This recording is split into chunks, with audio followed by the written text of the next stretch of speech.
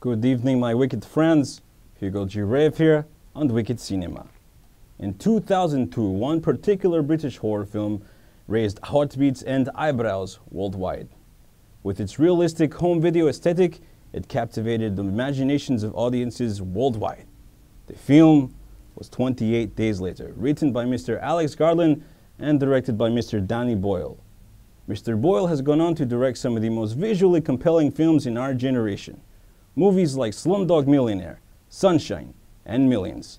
And now, his latest endeavor, 127 Hours, has gained great reviews and had great box office success. So, sit back, my friends, relax, open up a nice bottle of champagne, and curl up to your special someone. Enjoy our screening of 28 Days Later. What's going on, guys? What's going on, guys? Speak up. All right, yeah. Apparently, there's been a change of plans. What do you mean? There's been a change of plans? Like, okay, so we contacted Fox Searchlight, Yeah. the company that owns 28 Days Later, Yeah. and we couldn't get the rights. They said they never heard of you. Never. Yeah. When and how long ago has this been going on? I mean, Why am I just now hearing about this, guys? You should have done something earlier. the producer didn't want to alarm you. Oh, he didn't want to alarm me. No. Well, guess what, guys? Congratulations, I'm alarmed. Yeah, that's right. It just all of a sudden. Oh, we got a movie. We got one. Oh, okay, this better be good, man. What is it? Revolt of the Zombies. Revolt of the Zombies. Revolt of the Zombies. Of the Zombies, yeah. Right. Okay. Who's in it? Who directed it? Just tell me this. At least. Based on this, it's got. Is this right? Yeah. It's got Dorothy Stone, Dean Jagger, Roy D'Arcy, and it was directed by Victor Halpern. Victor Halpern. When was it produced? Uh, Sounds old. 1936. 1930. You kidding me, man? Nah, man, that's what's. Okay, so let me get this straight. Instead of showing 28 Days Later, arguably one of the best zombie movies ever made, we're going to be showing this one movie called Revolt of the Zombies, starring Dorothy Stone, Mick Jagger, and Roy D'Arcy? Pretty much, yeah. Oh, this is... guys, honestly, Elvira never had to go through this stuff. Or Joe Bob Briggs either. In all fairness, you're really not as good as Elvira or Joe Bob Briggs. Thanks, man. Thanks for that vote of confidence. Just saying, you're just Seriously. kind of a diva. Okay, my friends, enjoy our screening of Revolt of the Zombies, a film directed by Tim Burton, starring Dorothy Stone, Mick Jagger, and Rob Schneider. On with the freaking show. You got like all those names wrong. I don't care.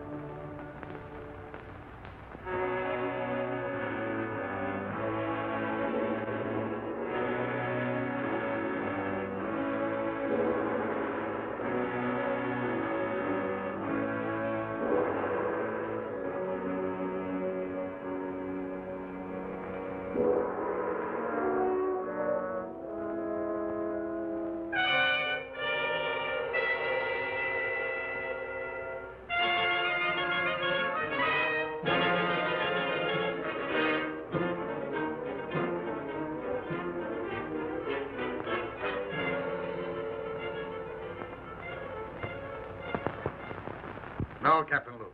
Your splendid service as an interpreter is appreciated.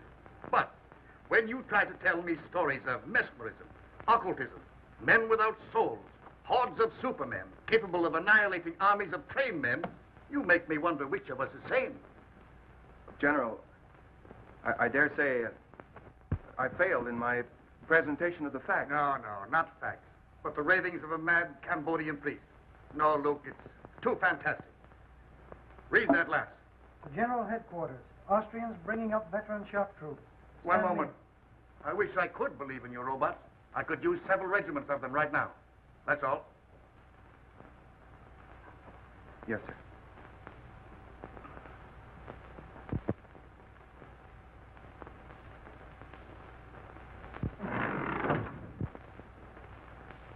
You don't have to tell me you failed on one.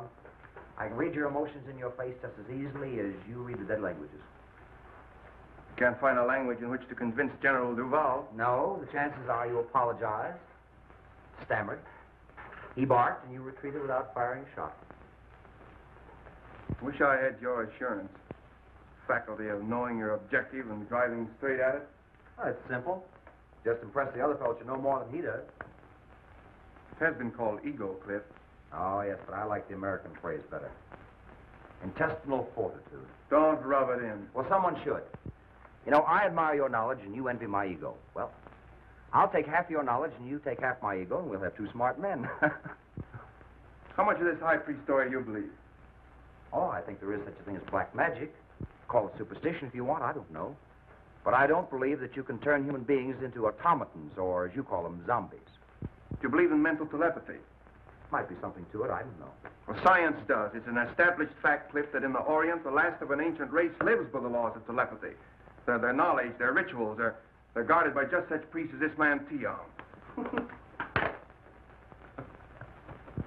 All right, I'll buy you a tribe of mental telegraphist, but I'll not buy you a robot.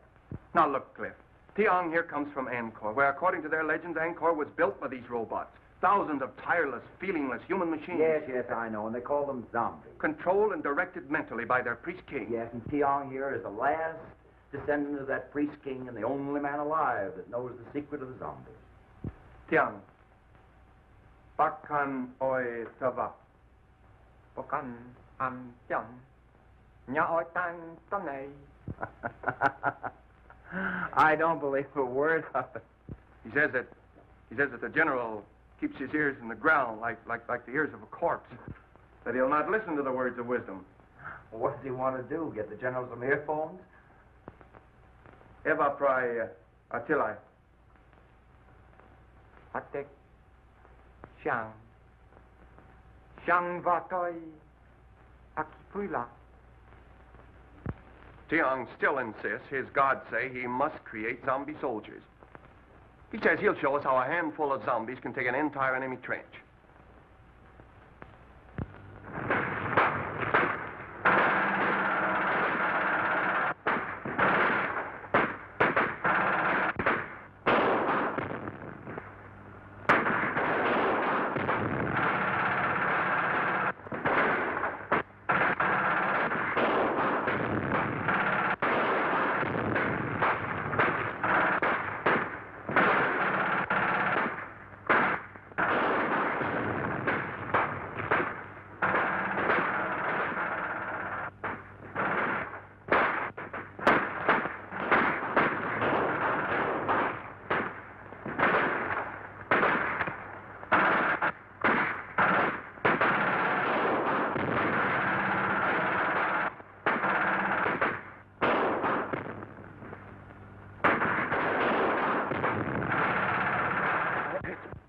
I am not here to plead the cause of the Central European power, but that of modern civilization.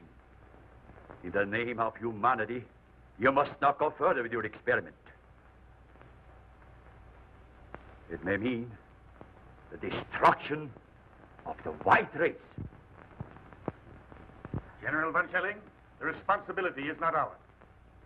It is that of a fanatical Oriental priest attached to our Cambodian contingent. We have already placed the man under arrest. His experiment ends with that. I thank you, sir. I shall be glad to return with that assurance.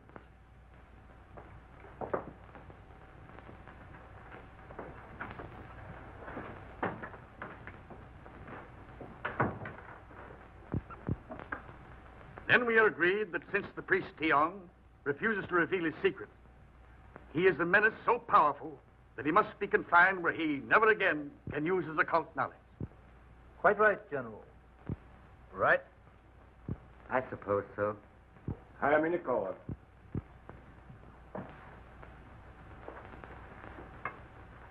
Sir, your threat of life imprisonment apparently has not moved this man. He understands it means solitary confinement? Yes, sir, and he still refuses. Then inform him that we are forced to carry through the sentence of solitary confinement for life. Yes, sir. Tion. Bakkan etoi va.